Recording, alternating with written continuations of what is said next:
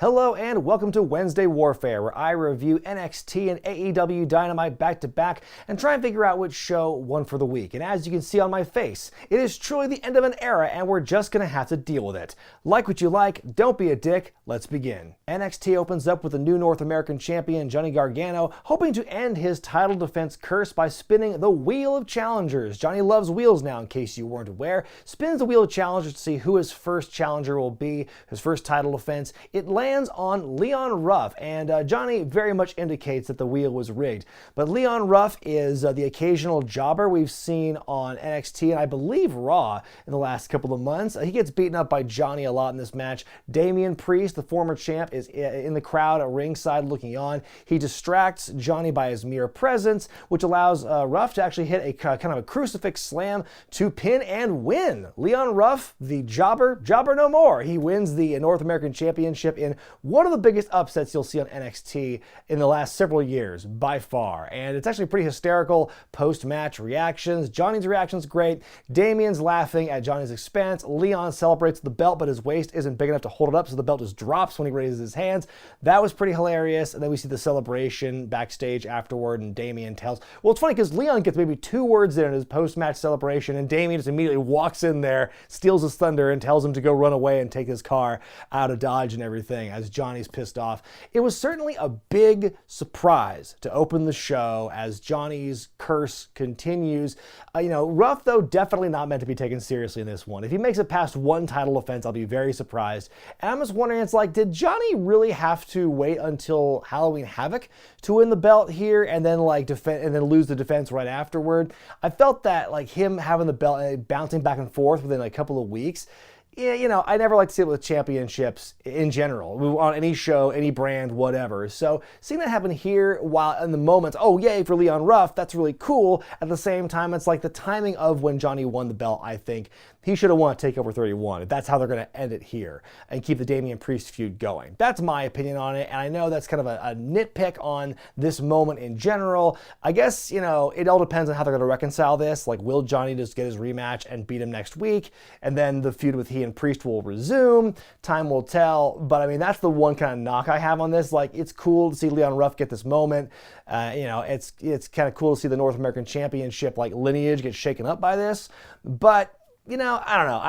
I'm kind of going back and forth on it, and you can tell I'm kind of rambling. But again, I'm reserving judgment in the long term. We'll just have to wait and see. Another title on the line here. SANTOS Escobar defends the Cruiserweight Championship against Jake Atlas after Atlas earlier in the day beat down Joaquin Wilde with a lead pipe. That's what led to this match happening here. As the match goes on, the Goons, Wilde and Mendoza bring out the pipe again, but Atlas takes them both out with it. They are ejected from the matchup. The match itself is okay. It ends with SANTOS blocking the cartwheel DDT, hitting Legado to win and retain. So pretty good match here. Atlas's quest to take SANTOS down a peg. He falls short on this night, but how long will this go? We'll have to see. We get a recap package of last week when Candice LeRae ran over and destroyed Shotzi Blackheart's tank, and Shotzi talks about how much the tank meant to her and what it represented to her, how she's going to kick Candice's ass. We then go to our next match, our next scheduled match at least, Raquel Gonzalez versus Xia Li, who begged for this match last week, but she does not show up. Boa appears during Xia's entrance and tells Raquel that Xia is not there tonight. He goes to leave, but Raquel beats the hell out of him. He kicks him in the head and he beats him up some more. And then as she takes her leave, suddenly we see this dragon flying around the LED screens. We see this man of mystery showing up with another letter in his hand. He hands it to Boa and then puts he draws a mark on the back of Boa's hand. And so Boa looks very shook by this. What does this mean? I feel like this mystery, this intriguing angle we see now with Xia Li and Boa, and now this new mystery guy, is getting more interesting by the week, and I'm genuinely very much interested in seeing where they're going to go with this. Backstage, August Gray's being interviewed, but he's immediately jumped by Timothy Thatcher, who beats him up a lot and throws him into Dexter Lumis's beautiful artwork of the zombie referee chasing Cameron Grimes. Lumis stares down Thatcher. You don't mess with a man's artwork. That's his painting, man! And we find out we're going to have a match with those two guys later in the night. Toni Storm goes one-on-one with Candice LeRae up next. It's a pretty solid match here. It ends when Candice wins very sneakily with her feet on the ropes. Toni jumps Candice after the bell, but then in comes the NXT Halloween Phantom. The person in the Scream mask jumps Toni from behind. I don't know who it is, but it could be Rey Mysterio given how much they're adjusting their mask. Shotzi Blackheart shows up to try and even the odds, but the heels beat down her as well. The Phantom unmasks, and it's Indy Hartwell, who a lot of people speculated was going to be because, a couple weeks before Halloween Havoc, Indy helped Candice win the #1 contendership, so natural progression, her being unmasked here makes a lot of sense. I'm wondering what her motives are for joining the Gargano way. Like, is she going to help just Candice or Candice and Johnny? I find it very interesting where we've seen this happen in the last couple of years, like with Seth Rollins and Becky Lynch, and with the Garganos, and with Keith Lee and Mia Yim. When the plot requires it and when it's convenient, they will acknowledge, hey, these two are a couple, let's have them wrestle together, let's have them do an angle together. And then when it doesn't require or when it's not convenient, they kind of separate for a while. Like, how could you have Johnny Gargano lose this matchup to start the show, lose his championship, and then have nothing to do with what's going on with Candice and Indy right now?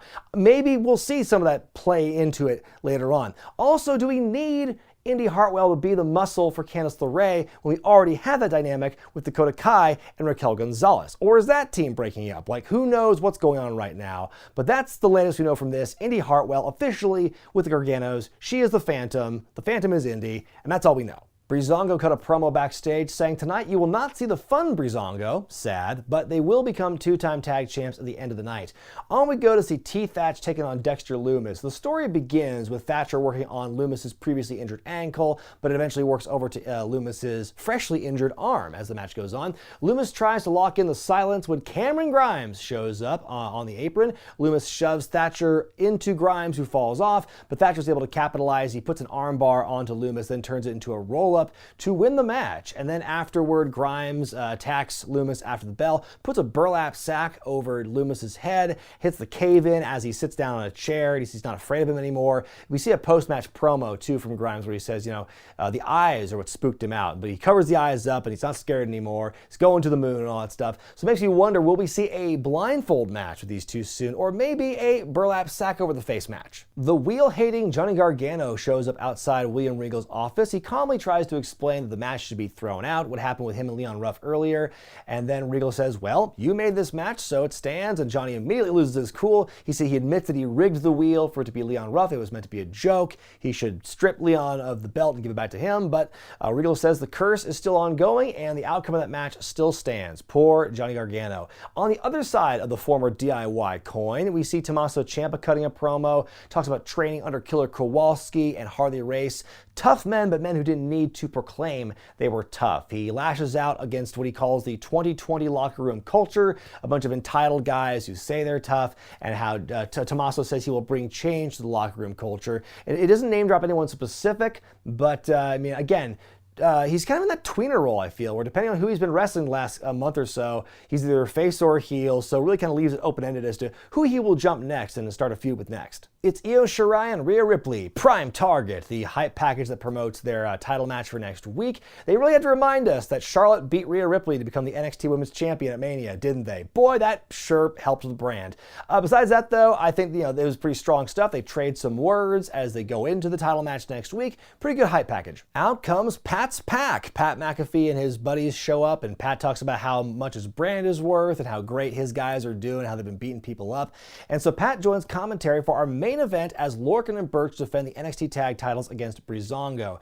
This is probably the best match of the night for NXT. Breezango showing a lot of fire in this match here. Pat tries to interfere on the apron with all the best arm gestures. Like, he's like, look at this, look at that, I'm doing this. And meanwhile, as he's doing that, Drake Maverick shows up and tries to cost Lorcan and Birch the tag titles, revenge for what they did to Killian Dane last week. It doesn't pan out quite that way, though.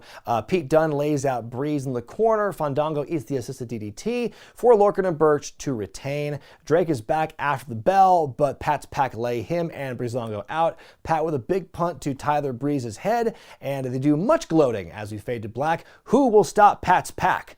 Who, I ask you? AEW Dynamite's got a new graphics package as of this week. Not only is the font in their lower third graphics different, also their matchup full screens have a different aesthetic to them as well. It's not the rainbow powder explosions anymore. It's fewer colors in that one. I kind of miss the rainbow look of the Dynamite graphics of old, though. Your opening match sees Brian Cage take on Matt Sydal. Before the match, though, Taz is on the microphone. He calls out the new TNT champion, Darby Allin, who's sitting up there in the nosebleeds as he does. Taz warns him and Cody not to get in their way. Strong words toward Darbs, in Taz's words, which is actually my favorite nickname for anyone right now. The match's pretty good here. Cage manhandles Sydal as Taz joins commentary. At one point, Sydal comes back with a Hurricane Rana, and Cage tries to return in kind, but Matt catches him with a powerbomb. Matt comes very close to beating Cage on one or two occasions, but he goes to the air one too many times. Cage catches him in midair, hits the drill claw to win. Taz busts out an Entourage reference on commentary. Victory! And then afterward, Ricky Starks on the mic saying their next goal is the TNT Championship. But yeah, good opening match. It's Cody Rhodes promo time. So what is next for the former TNT champion? He goes on to talk about how he wants to avenge his loss to MJF from earlier in the year, but suddenly in walks the debuting Jade Cargill, who really kind of talks him down and everything and says, you say you're a giant killer, but there's nothing giant about you, by which I mean your penis. And then she says there's another giant who wants a piece of the giant killer, and his name is Shaq. Like, that Shaq? Like Shaquille O'Neal Shaq? Like, that's a lot to digest there. But before we can really think about that, out comes Brandy Rhodes, who then says, this is not open mic night, bitch. And I love how both when Jade says something, like she uses the S word in the promo, and then also Brandy calls Jade a bitch, and both times the censors completely miss it, which is always hilarious. So basically she reads Jade the riot act, goes to leave, and Jade slaps her in the butt, and then Jerry Lynn has to break that up. Suddenly Brian Cage and Ricky Starks come in, and they beat up Cody. Then out comes Darbs with his thumbtack jacket, and he throws himself at both Cage and Starks, and they run away. And then Will Hobbs comes in at the very end because that felt totally needed. So that's how the whole segment ends. And we find out there's a tag match with the two sides next week. This segment was interesting. Don't know what to make of Jade Cargill too much, but I think she held herself pretty well in this promo for someone who we know nothing about at this point in AEW. And I don't know what to think about the fact they're teasing Shaquille O'Neal. If there's another Shaq out there I'm not aware of, then sure, then color me surprised. But if it is Shaquille O'Neal they're alluding to, all I can say is if he's really going to wrestle a match with Cody, one, why? And two, it's about 10 years too late for Shaq to actually get in the ring and wrestle. And hey, how about that Tyson Jericho match they teased earlier in the year, huh? We get a recap of the Page Omega match from Full Gear. Then we see an interview with Jon Moxley backstage where he says he will never quit because the AEW title represents the downtrodden and the disenfranchised, and the wrestling fans get made fun of by friends and family. He also says, he's beaten Kenny Omega once before, and if anyone can do it twice, it's him. And then later in the night, we see a promo from Kenny Omega outside the building where he's in a very big hurry to leave. But I love his promo because, everyone's asking, where's the cleaner? Where's the Kenny Omega of old? Well, I'm here to reclaim that spot and basically reassume that role of being the best in the world. I love how in Omega's promo, he completely faves the fact that they had the unsanctioned match last year at Full Gear, saying, we've never actually wrestled before. Funny that. And so he says, what's Moxley going to do when he has to wrestle a straight up wrestling match with the best wrestler in the world? I dug these contrasting promos here. I thought it was really good stuff. As they get ready, I should say, to wrestle the title match in 3 weeks on December 2nd. Should be good. It's time for the Bunkhouse match as the Natural Nightmares take on the Butcher and the Blade, and everyone in this match is wearing white. So people will be bleeding here tonight. I also love the attention to detail with the setup for this match because you can't have a bunkhouse match without bales of hay and lassos lying around. This is a big old brawl, big fight here. QT at one point El Kabonged with the guitar. He's bleeding lots. Dustin gets handcuffed to the corner post for a while. He's eventually, he falls off the apron and the handcuffs just break. Dustin dinks Blade with the edge of the ladder, and he is now bleeding very much so in this thing. He is bleeding all over the place. Dustin bulldogs Butcher into a conveniently placed box near the stage. QT with a diving elbow off this very tall ladder onto Blade, but there's a kick out. Finally, Blade bumps Bunny off the apron through a table. QT hits a diamond cutter on the Blade and wins the match for his team. I thought this was a great great. I love just big bloody fights and stuff like this, especially on free TV. You know, can't beat that. And I think that these guys did a great job. We get a promo from Matt Hardy where he talks about the Elite Deletion match with Sammy Guevara at Full Gear. He says he's gained some respect for Sammy in the course of their 8-month feud, and also he says that Sammy will become a better wrestler after having been deleted by an iconic wrestler such as himself.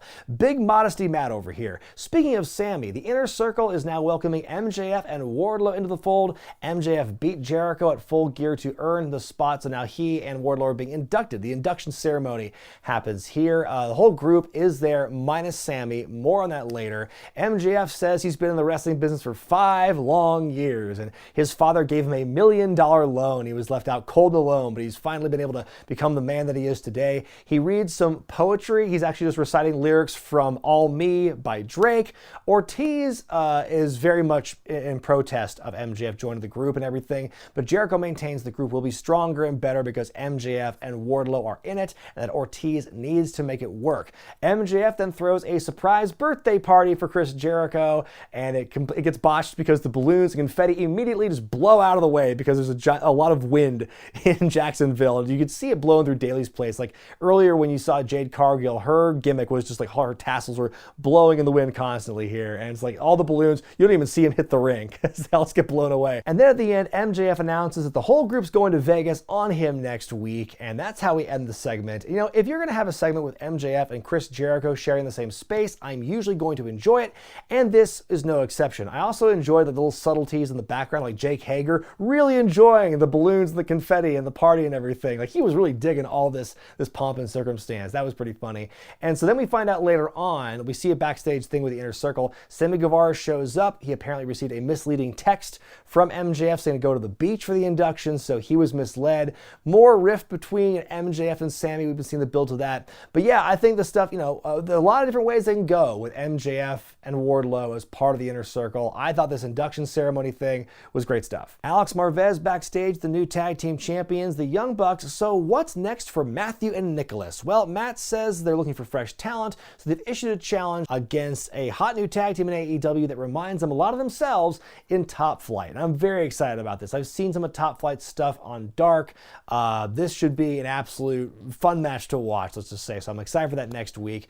On we go to Shawn Spears versus Scorpio Sky, a weeks-long running angle reaching a fever pitch on this night. And this is a good match. I think they really do a good job here. They utilize the ring steps at one point, both jumping off the steps and also doing moves onto them. The match ends with a really creative finish here where Tully Blanchard actually slips both men a metal slug. Scorpio refuses that. He throws his out of the ring, but he's immediately hit in the face by Shawn Spears, who uses the slug in his glove. So Shawn wins the matchup here, and I really enjoyed this contest. I'm wondering what Tully was doing, kind of like feeding both guys the slug, but also whatever happened to that storyline where Shawn Spears was looking for a tag team partner.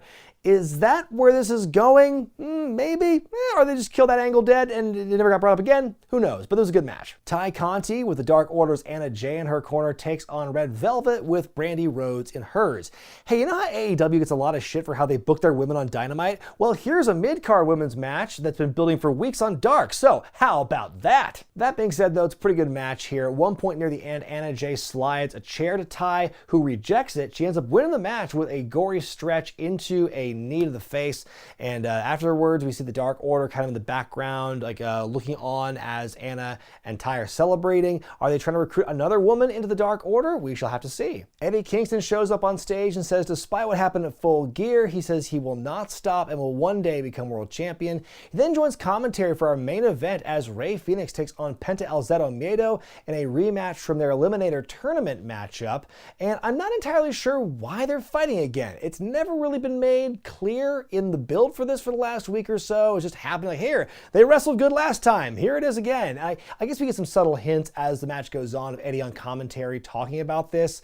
Like he's kind of actively pitting these two against each other, it seems. And throughout the entire course of the match, like he is arguing with Tony Schiavone and Excalibur on commentary about like his motives and everything. I mean, it starts out with some good lucha things, but immediately after that, Penta starts going for Phoenix's mask, and you know they're wrestling more floor, and then Phoenix he rips Penta's mask off. At this point, they might as well just unmask each other because you can pretty much see their full faces as the masks have been ripped off. Penta hits a package piledriver on the apron, followed by a destroyer on the floor, another package piledriver to win very emphatically. And then afterward, Kingston gets in the ring and tells Penta to get rid of that dead weight of his brother. Like, this is definitely laying bare his motives. He really wants to divide these two for some reason. But as he's talking, we hear Pac's music, and Pac, for the first time in months, is back in front of the crowd here at Daly's place. He says he wouldn't be gone forever, and he's telling Eddie Kingston he's made a big mistake. So he gets into the ring. They're about to fight, but the referees break it up. Lots of scuffling back and forth and everything as we wrap the show up, and then Tony Khan announces that next week Pac will take on the Blade in singles action. Very dramatic ending. I mean, they teased to it with Pac's video package last week. Seems to have some grudge with Eddie Kingston, and now it's naturally progressing that way, and I'm very much there for it. I've been missing Pac, and I've been liking what Eddie Kingston's been doing as a leader of his little family, and now it's going to come to loggerheads, and I'm very excited for it. So great way to end the show. Time now for me to decide which show won for the week, NXT or AEW Dynamite, and this week my choice is Dynamite. I think my one problem with NXT this week was, as cool as it was to see Leon Ruff with the shocking upset of becoming the new North American champion, there's this little part that's kind of gnawing at the back of my head, wondering like how necessary was it for Gargano to win the championship when he did. I still maintain if they're going to do this angle, keep everything as is, but have him win at TakeOver 31 and not Halloween Havoc. So it has some time with the belt, is all I'm saying here. Meanwhile, with AEW, the one thing I had a problem with or just didn't really care for was the Cody Rhodes, Jade Cargill segment, and how that seems to be the forbearing of Shaq coming to AEW, which makes sense because Shaq's a panelist on TNT's coverage of the NBA, but does he belong in a wrestling ring in 2020? I don't know, but maybe Cody can get a good match out of him. I have reservations about that for several reasons, but Dynamite overall had like really fun matches and segments. The main event was brutal, and the surprise of Pac coming back at the end was kind of kicked it over the edge for me. But what did you think of NXT and AEW this week, folks? Let me know in the comment section below. And one final note about the beard, it may be saying goodbye, but don't you cry, because it'll be back again someday. I'm Brian Zane, and I'll see you next time.